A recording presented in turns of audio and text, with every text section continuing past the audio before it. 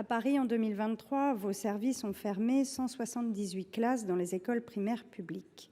Cette année encore, vos services continuent à appliquer cette stricte logique comptable et sont annoncés 137 fermetures de classes dans le premier degré. Dans le second degré, les collèges verront la fermeture de 58 divisions. Et lorsqu'on regarde l'ensemble des suppressions de postes dans le second degré, on arrive à 128 suppressions de postes. Des décisions que vous justifiez par la baisse démographique, alors que l'enseignement privé parisien dans son ensemble, école, collège, lycée, verra un déconventionnement d'une cinquantaine de classes uniquement. Bref, l'enseignement public assume quasiment seul la baisse démographique à Paris. Et de ce fait, en prenant ce type de décision, vous contribuez à la fragilisation de l'enseignement public à Paris. Je vous ai déjà interpellé sur l'occasion historique que cette baisse démographique aurait pu constituer pour abaisser le nombre d'élèves par classe et faciliter ainsi l'accompagnement pédagogique et la réussite de tous les élèves. Je vous ai aussi déjà interpellé sur l'inégalité de traitement que vous continuez à entretenir entre enseignement public et enseignement privé à Paris, mais aussi de fait sur la ségrégation que cela contribue à alimenter. Ma question aujourd'hui est simple. Quand et comment les fermetures de classes dans l'enseignement privé seront-elles discutées dans le même cadre démocratique que l'est, par exemple, un CDEN, et je pense notamment au premier degré, pour l'enseignement public? Quand et comment comptez-vous assurer cette transparence, notamment vis-à-vis des élus, au service d'une gestion qui ne soit pas inégalitaire et inéquitable pour l'enseignement public? Vous n'avez pas complètement répondu à ma question, qui était de savoir quand et comment vous comptiez mettre en place un cadre qui permette d'avoir l'ensemble des parties prenantes autour de la table, et notamment dans le premier degré. Il n'est pas normal que les fermetures et les ouvertures de classes ne soient pas évoquées officiellement lorsqu'on siège en CDEN. Ce ne sont pas des données qui font partie de ce que l'on examine. Et par ailleurs, vous le savez, vous êtes alerté par des élus de tous bords à Paris sur le fait que des classes dépasseront largement le nombre de 24 élèves par classe après des fermetures. Madame la ministre, merci d'avoir répondu positivement à l'invitation que nous avons lancée avec les sénateurs de Seine-Saint-Denis pour pouvoir échanger cet après-midi.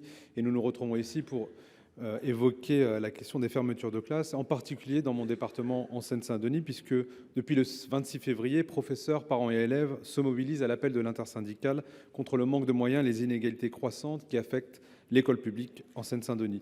Un constat alarmiste, comme vous le savez, qui est corroboré par des rapports, dont celui du député Stéphane Peu et Christine Descotes, qui indiquent que en Seine-Saint-Denis, l'école ne tient pas sa promesse républicaine. Récemment, la fermeture de 227 classes contre l'ouverture de 198 classes dans le premier degré, actée récemment, exacerbe ces inquiétudes. Et quant à la décision du rectorat de Créteil d'allouer 40 postes à la Seine-Saint-Denis sur les 130 pour l'académie de Créteil, avec 15 postes pour les brigades de remplacement REP+, elle apparaît sous-dimensionnée et compromet les efforts de rattrapage indispensables pour l'éducation dans notre département. Les chiffres parlent d'eux-mêmes, puisqu'en Seine-Saint-Denis, en octobre 2023, pour le premier degré, 35% des absences étaient non remplacées contre 22% au niveau national. Et derrière ces chiffres, il y a une réalité aussi en Seine-Saint-Denis. Un élève à l'approche du bac aura cumulé tout au long de sa scolarité 1 an de cours en moins en raison du manque de remplacement de ses professeurs. Cette situation met en lumière un problème profond. La France est un pays dans lequel l'origine sociale pèse le plus sur les destins scolaires. Cela a de lourdes conséquences dans notre département. Près de 60% des élèves relèvent de l'éducation prioritaire, contre 20% au niveau national. Mais le développement d'une politique volontariste en matière de mixité scolaire, comme avec la sectorisation appliquée en Haute-Garonne, produit des très bons résultats. Madame la ministre, aux côtés des élus de Seine-Saint-Denis, nous avons appelé un choc d'égalité et face au manque de moyens alloués pour les écoles publiques. Ainsi, je souhaiterais savoir, pour mes questions, si vous prévoyez de mettre en place un tel plan d'urgence pour remédier à la situation. Également, votre prédécesseur avait déclaré que la pédagogie pourrait renverser la sociologie.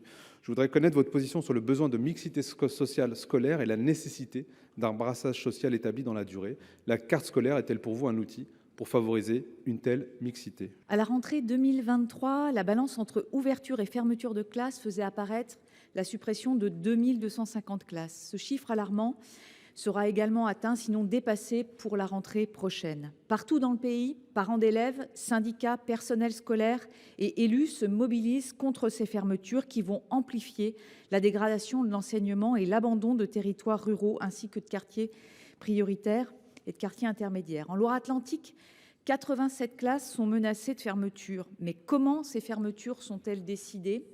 quelles sont les bases de calcul? Ces fermetures semblent s'appuyer parfois sur des chiffres qui sont en décalage avec les remontées faites aux autorités académiques par les directions d'établissement. Je prends par exemple le collège Auguste Mailloux au Leroux-Bottereau, dans mon département, où une classe de 4e est menacée de fermeture sur la base de chiffres faisant disparaître seulement quelques élèves.